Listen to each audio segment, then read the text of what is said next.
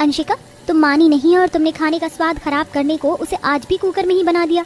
अरे मुझे दे देती, कितना अच्छा कद्दू था, मैं इसे कढ़ाई में खोल कर पकाती तो इसका स्वाद 2 गुना ज्यादा आता।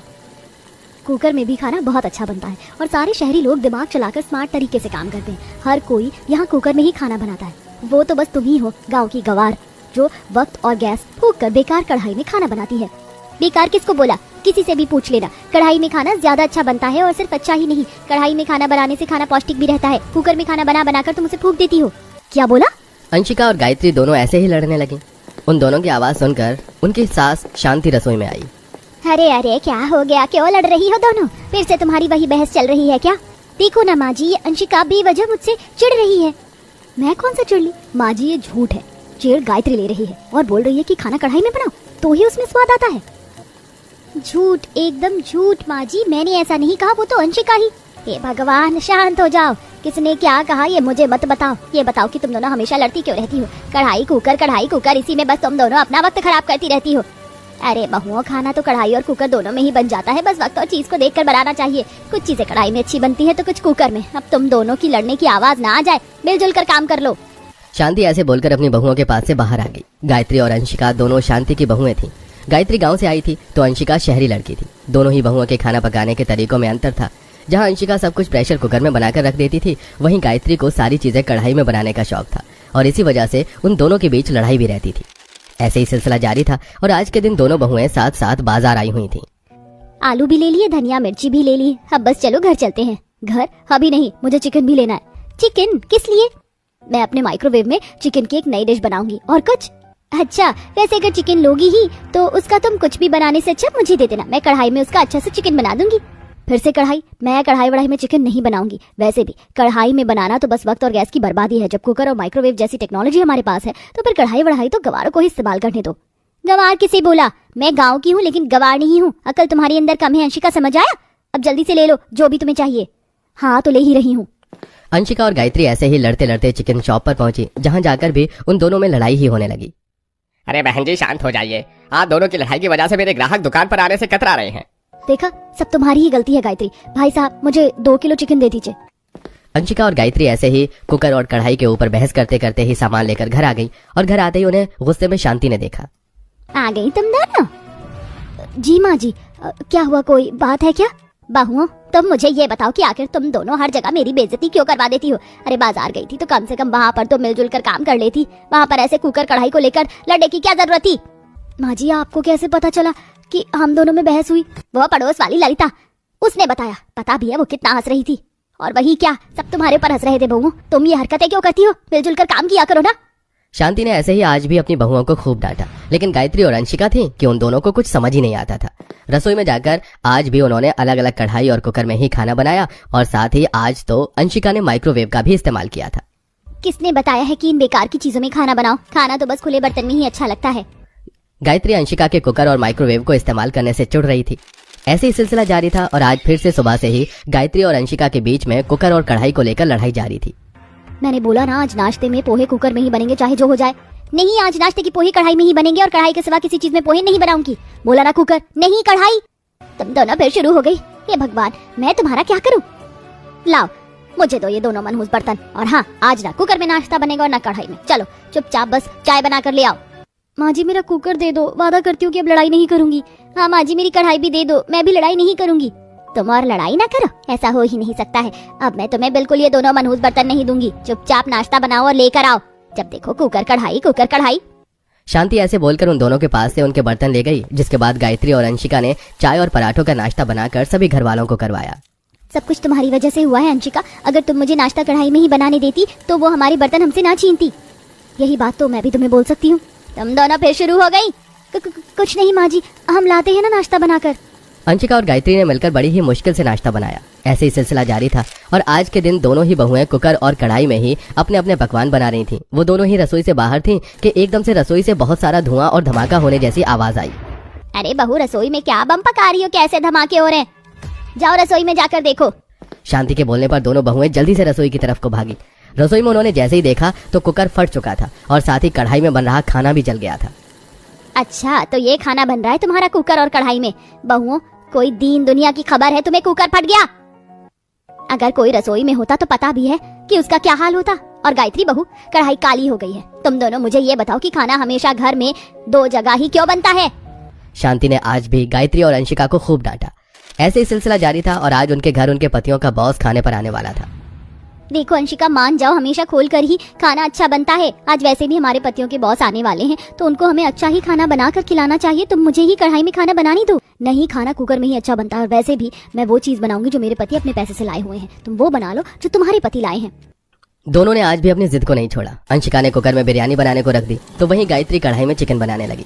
कुछ देर तक तो सब कुछ ठीक ही रहा, लेकिन कुछ देर बाद अंशिका अपनी बिरयानी को गैस पर ही रखकर भूल गई और भगवान, मुझे तो बस 2 सीटी लगाकर बिरयानी को उतार लेना था। ये तो कच्ची बासमती है और इसमें 4 सीटी आ गई। अंशिका ने ऐसे बोलकर जैसे ही कुकर को खोलकर देखा तो उसकी बिरयानी का हलवा बन चुका था। अरे नहीं, मेरा खाना। एक तरफ अंशिका रो रही थी तो वहीं दूसरी तरफ हे भगवान, इस चिकन के सालन को मैं कैसे पकाऊं? ये तो कसाव पर आ ही नहीं रहा है। दोनों बहुएं ऐसे ही परेशान हो ही रही थीं कि तभी रसोई में उनकी सास आ गई। बहुआ, खाना बन गया? हे भगवान, तुम्हारे मुंह क्यों उतरे हुए हैं? शांति के पूछने पर दोनों बहुओं ने उसे अपनी दिक्कत बताई। इसीलिए, बस इसीलिए मना कर रही थी मैं तुमसे। अरे अगर तुम दोनों मिलकर काम कर लेती तो क्या बिगड़ जाता? अब हो गया ना सब गुड़ गोबर। इसीलिए कहती हूँ कि बर्तन बर्तन होता है। हर बर्तन का अपना अपना काम है। इसमें गंवार या शहरी कुछ मायने नहीं रखता। अब देखो, तुम्हारे पति अपने बॉस के साथ बस आ ही रहे होंगे। अब क्या करोगी? ये हलवे जैसी बिरयानी और ये पत्थर सा चिकन रखोगी उनके सामने? शांति की बात पर दोनों बहुओं का मुंह उतर गया और उनकी नजरें भी झुक गईं। चलो अब ज्यादा परेशान मत हो, मैं बाहर से खाना लेकर आ जाती हूँ। लेकिन हाँ, आगे से याद रखना, कभी भी अब बर्तनों के ऊपर लड़ाई मत करना, नहीं तो पछतावे में ही रहोगी। शांति की बात पर दोनों बहुओं ने गर्दन हिला दी। बस फिर क्या था, शांति ने बाहर से खाना लाकर अपने बेटों के बॉस को खिलवाया और अपने घर की इज्जत बचाई। अब दोनों बहुएं भी समझ गई थीं। आगे से वो फिर कभी बर्तनों के ऊपर नहीं लड़ी और अब सब कुछ ठीक हो चुका था। मैं परेशान हो चुकी हूँ, आप सब थोड़ा स्पेस दीजिए, मुझे बाहर जाना, मेरा जी घबरा रहा है। अरे बहू, तूने दोपहर को ठीक से कुछ भी नहीं खाया था। ऐसा करिए, फ्रूट चाट खा ले, उस पर मैंने थोड़ा चाट मसाला लगा दिया, तुझे अच्छा लगेगा। नहीं माँ जी, मुझे नहीं खाना ये। अरे बहू, ये एक्स्ट्रा प्रोटीन दूध ले ले, तेरे और तेरे बच्चे की सेहत के लिए भी अच्छा हो जाएगा। मैं तो कहती हूँ भाभी, आप आयरन की टेबलेट भी ले लीजिए, आपने ली नहीं थी। आयरन की टैबलेट नहीं, केसर का दूध पी लो, तुम्हें अच्छा लगेगा और बच्चे को कैल्शियम की कमी भी पूरी हो जाएगी। अरे बस कीजिए आप लोग। आप लोगों को एक बारी में मेरी बात समझ में नहीं आ रही है क्या? मैं परेशान हो गई हूँ। बहू ये बहू वो, अरे मेरा मन नहीं है ये सब लेने का। दवाई खा खा कर, आपकी कहीं मुताबिक बातें मान कर अब मेरा जी घुट रहा है। मेरा डॉक्टर से भरा ससुराल क्या हो गया है? आफत ही हो गई है। मुझे नहीं पता था आप सबके इतने लेक्चर सुनने पड़ेंगे मुझे। माना कि इस घर में मेरा पहला बच्चा आ रहा है, आप डॉक्टर हैं, पर ये तो नहीं कि मैं आपकी ही सुनूं। बस बहुत हो गया, अब मैं अपनी मम्मी को यहाँ पर बुला लूंगी। अनुपमा की यह बात सुन पूरे ससुराल वालों को बुरा लगता है। अनुपमा जैसे तैसे उठकर फोन लेकर दूसरे कमरे में जाकर बैठ जाती है। आखिर अनुपमा क्यों अपने डॉक्टर से भरे ससुराल वालों से चिढ़ रही थी? क्या सच में ही ससुराल वालों की रोक टोक से बहुत परेशान हो रही थी, या उन्होंने डॉक्टर होने के नाते बहुत अच्छे से बहू का ख्याल रखा है? आइए जानने के लिए कहानी के शुरू में चलते हैं, जहाँ बहू डॉक्टर से भरे ससुराल में शादी करके आती है। सास नहीं, नंद नहीं, बहू को छोड़कर सब वहां पर डॉक्टर थे और नंद डॉक्टर बनने के लिए अभी ट्रेनिंग पर थी। एक दिन बहू छत से कपड़े लेकर आ रही थी कि 2 सीढ़ी से गिरकर उसकी कोहनी में चोट लग जाती है। माँ जी, हाय मेरी कोहनी। भाभी भाभी, आप गिर कैसे गई? उठिए, मैं कपड़े उठाती हूँ। लगता है ड्रेसिंग करनी होगी आपके हाथ पर, चलिए। हाँ। नंद एक तरफ सारे कपड़े उठाकर रख देती है और अपनी भाभी को उसके कमरे में ले जाती है। तभी सास अपनी क्लिनिक से आकर बहू के पास जाती है, जहाँ नंद उसकी ड्रेसिंग करने की कोशिश कर रही थी। भाभी आप चिंता मत करना, आप ठीक हो जाएंगी, नॉर्मल चोट है। आउच, अगर नॉर्मल चोट है तो ऐसा करो, तुम बैंडेज लगा दो, ये पट्टी वट्टी मत करो, काम करने में मुझे परेशानी होगी। नहीं वैशाली, नहीं बहू, तुम दोनों इनमें से कुछ भी मत करो, पहले मुझे देखने दो कैसी चोट है। कभी कभार बैंडेज से चोट ज्यादा उभर जाती है, लेने के देने पड़ जाते हैं। फिर सास बहू की चोट को ढंग से देखती है। बहू तुम चिंता मत करो, ये चोट तुम्हारी खुली हवा में रखने वाली चोट है, इस पर कुछ भी मत लगाना, बस जो दवाई दे रही हूँ वो लगाना, बांधना नहीं है इसे। अच्छा हुआ माँ जी आपने बता दिया, कुछ तो फायदा है मुझे अपने डॉक्टर से भरे ससुराल से। हाँ बहू, घर में कोई भी दिक्कत हो तो किसी को भी बता देना। और ये लड़की तो अभी ट्रेनिंग पर है, इसे इतनी नॉलेज का है। वैशाली तू भी ना।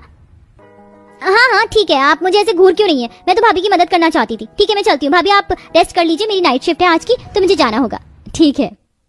फिर नंद कुछ देर अपने कमरे में सोती है। शाम का खाना सास बना देती है, जिसे खाकर वैशाली अपने हॉस्पिटल जाकर नाइट शिफ्ट करती है। डिनर के टाइम अनुपमा के हाथ में दर्द होता है। माँ जी मुझे बहुत दर्द हो रहा है, खाना भी नहीं खाया जा रहा है, जरा सीधे हाथ में चोट लगी है। चिंता मत कर, तू ठीक हो जाएगी। अरे तुम्हारी चोट कैसे लग गई? चलो आज मैं तुम्हें खिला देता हूँ। जा बहू को अंदर ले जा, आराम से खाना खिला दे। फिर दोनों पति पत्नी अपने कमरे में चले जाते हैं, जहाँ अविनाश अनुपमा को अपने हाथ से खाना खिलाता है और मौके का फायदा उठाकर ससुर भी सास को खाना खिलाता है, तो अमृता शर्मा जाती है। बस कीजिए, मौके का फायदा उठाना तो कोई आपसे सीखे। 55 के हो गए लेकिन बचपना नहीं गया। अगर मेरा बचपन चला जाएगा तो तुम्हें छेड़ेगा कौन? 2 महीने गुजरते हैं। एक दिन अनुपमा अचानक से बेहोश हो जाती है। तभी अविनाश उसका चेकअप करके घर में खुशखबरी देता है। ये तो कमाल हो गया, मैं बाप बनने वाला हूँ। माँ पापा आप दादा दादी बनने वाले हैं और मेरी चुटकी बुआ जी। अविनाश, वाह, तूने क्या खुशखबरी दी है। अब तो इस घर में एक और छोटा सा डॉक्टर आने वाला है जो हमारे हॉस्पिटल को और आगे बढ़ाएगा। बहू, अब तुम्हारा सारा ध्यान हम रखेंगे क्योंकि ये तो डॉक्टरों का ससुराल है ना, और तुम्हें कुछ भी चाहिए होगा ना बता देना, सब कुछ यही हो जाएगा, चेकअप भी। वैशाली शुगर फ्री मिठाई लाकर सबको खिलाती है। सब नाचते हैं। कुछ देर बाद बहू थोड़ा तेज चलकर रसोई में जाती है तो सास, अरे बहू ये तुम क्या कर रही हो, थोड़ा आराम से चलो, प्रेगनेंसी में इतना तेज नहीं चलना चाहिए। ठीक है माँ जी। भाभी देखिए, मैं आपके लिए मैंगोज लेकर आई हूँ, आपको अच्छा लगेगा, खा लीजिए। नहीं पसंद है तो मैं इसका जूस बना देती हूँ। नहीं, मुझे आम का जूस नहीं पसंद है, मैं ऐसे ही खा लूंगी। भाभी एक बार ट्राई तो कीजिए, रुकिए मैं अभी आम का जूस बनाकर लेकर आती हूँ। वैशाली जबरदस्ती अनुपमा को आम का जूस बनाकर पिला देती है। कुछ देर बाद बहू अपने आप मटर पनीर की सब्जी बनाकर खा रही होती है तो सास प्लेट पीछे खींच लेती है। बहू ये तुम क्या कर रही हो, इतना ऑयली खाना तुम्हें गर्भावस्था में नहीं खाना है, बच्चे के लिए ठीक नहीं। और भूलो मत, मैं गायनोकोलॉजिस्ट हूँ, हरी सब्जी पत्तेदार सब्जी खानी चाहिए आयरन के लिए। आज तुम टिंडे या लौकी की सब्जी खाओगी। माँ जी वो मुझे बिल्कुल नहीं पसंद है, मेरा कुछ चटपटा खाने का मन कर रहा है। नहीं बहू, तुम्हें ऐसा वैसा कुछ नहीं मिलेगा।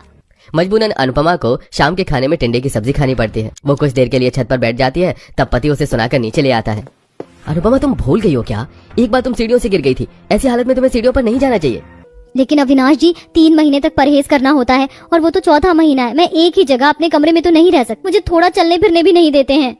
देखो तुम्हारा ससुराल डॉक्टर से भरा है, कोई तुम्हें गलत सलाह नहीं देगा, बात मान लिया करो। ऐसे ही बहू का 5वां महीना लग जाता है। घर वाले उसे कुछ पसंदीदा चटपटा खाने पीने नहीं देते। उल्टी होती है तो ससुर उल्टी की गोली दे देता है। बहू इसे खा लो, फिर तुम्हें ठीक लगेगा और तुम्हारा खाना भी डाइजेस्ट हो जाएगा, वरना बार बार ऐसे उल्टी करोगी तो न तुम्हें खाने को कुछ मिलेगा और न बच्चे को। जी पापा जी, मैं कह रही थी मुझे कुछ बाहर से छोले भटूरे या मोमोज खाने का मन कर रहा था, वो मंगवा दीजिए वरना घर में ही बनवा दीजिए।